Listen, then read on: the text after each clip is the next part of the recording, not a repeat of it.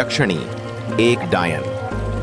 यक्षिणी एक डायन का new episode number 28 start now.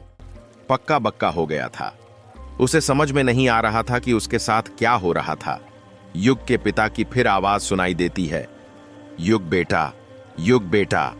युग सोचने लग जाता है, पापा की आवाज कैसे आ सकती है? पापा तो 13 साल पहले ही गुजर चुके हैं। जरूर कुछ और बात है। युग उसके पास ही जमीन पर सो रहे कायर को उठाने लग जाता है। युग कायर को उठाते हुए कहता है, कायर, ओह कायर, उठ यार।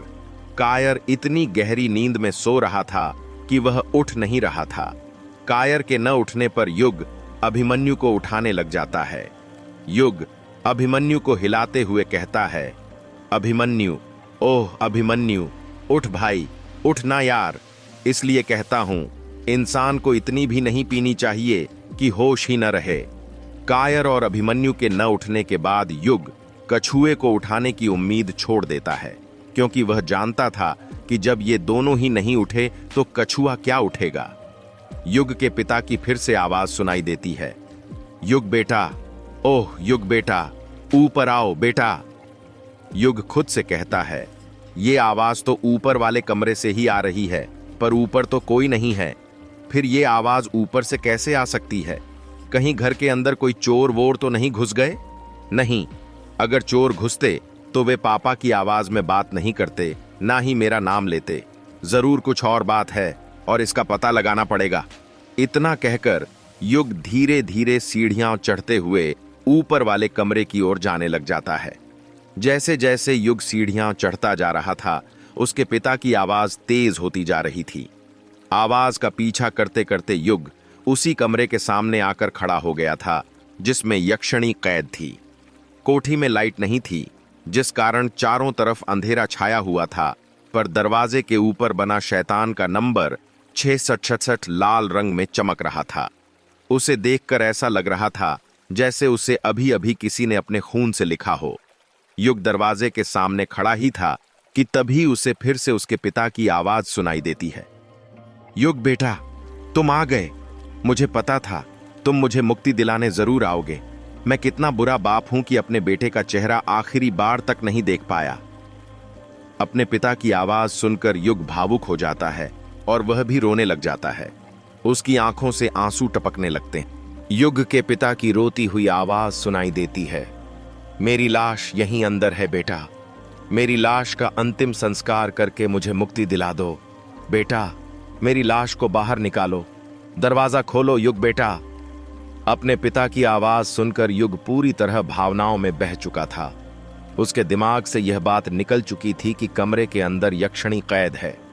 युग अपने आंसू पोंछते हुए कहता है, हाँ पापा, मैं आपको मुक्ति दिलाऊंगा, आप फिक्र मत कीजिए, मैं अभी ये सब हटा देता हूं। युग दरवाजे पर लगे ताबीज को हटाने के लिए अपना हाथ आगे बढ़ाने ही वाला था कि अचानक कोई उसका हाथ पीछे से पकड़ लेता है। अचानक किसी को अपना हाथ पकड़ते देख युग डर जाता है। जब वह पीछे मुड़ता है तो देखता है कि वहां अभिमन्यु खड़ा हुआ था। अभिमन्यु ने अपने एक हाथ में मोबाइल का टॉर्च पकड़ा हुआ था और दूसरे हाथ से युग का हाथ। अभिमन्यु हैरानी से पूछता है, तू यहां पर क्या कर रहा है? और ये तू क्या करने जा रहा था? तुझे पता है ना इस कमरे में कौन कैद है, फिर भी इसे खोलने जा रहा था? युग अभिमन्यु को समझाते हुए कहता है, अभिमन्यु, तू आ गया। अच्छा हुआ तू आ गया। तुझे पता है इस कमरे में मेरे पापा की लाश है और वह चाहते हैं कि मैं उनकी लाश निकालूं और उन्हें मुक्ति दिला दूं।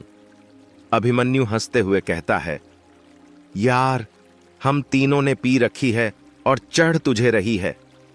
अभिमन्यु ने इतना ही कहा था कि तभी युग के पिता की आवाज फिर से सुनाई देती है, युग बेटा, दरवाजा खोलो बेटा। मेरी लाश को निकालो यहां से, दरवाजा खोलो बेटा। युग के पिता की आवाज सुनकर अभिमन्यु के भी होश उड़ जाते हैं। जिस व्हिस्की का नशा उसने कर रखा था वह सारी एक बार में ही उतर जाती है।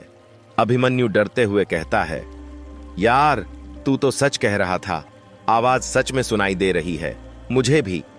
युग कहता है, यही तो कह रहा हूं यार, और आवाज इस दरवाजे के पीछे से आ रही है, पर इस कमरे में तो यक्षिणी है ना? युग और अभिमन्यु की बिल्कुल समझ में नहीं आ रहा था कि वे क्या करें। दोनों एक दूसरे की सूरत घूरते जा रहे थे। दोनों डर के मारे पसीने से लथपथ हो गए थे। फिर युग के पिता की आवाज सुनाई देती है, युग बेटा, दरवाजा खोलो बेटा। अपने पिता की आवाज सुनकर युग फिर भावुक हो जाता है और अभिमन्यु से कहता है, यार, पापा आवाज दे रहे हैं, मुझे दरवाजा खोलना पड़ेगा, उनकी लाश को बाहर निकालना पड़ेगा और उन्हें मुक्ति दिलानी पड़ेगी। अभिमन्यु युग को समझाते हुए कहता है, नहीं युग, वो तेरे पापा की आवाज नहीं है। युग रोष में कहता है, नहीं अभिमन्यु, वो मेरे पापा ही हैं।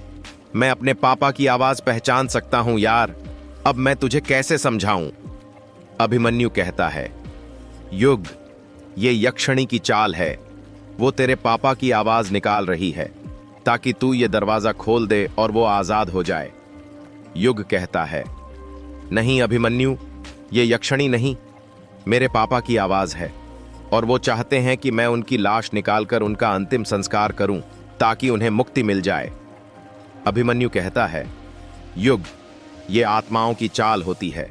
वे वही बात बार बार दोहराती हैं जो काम उन्हें अपने शिकार से करवाना होता है। तूने नोटिस किया, जब से तेरे पापा की आवाज आ रही है वह सिर्फ एक ही बात बार बार कह रहे हैं, युग बेटा, दरवाजा खोल, क्योंकि यह तेरे पापा की नहीं, यक्षिणी की आवाज है। आगे की कहानी जानने के लिए सुनिए। यक्षिणी एक डायन का अगला एपिसोड सिर्फ टी सीरीज स्टोरी 2.0 पर। स्टोरी आगे जानने के लिए सुनिए। यक्षिणी एक डायन का अगला एपिसोड सिर्फ टी सीरीज स्टोरी 2.0 पर। प्रतिदिन एक नई कहानी, नया एपिसोड।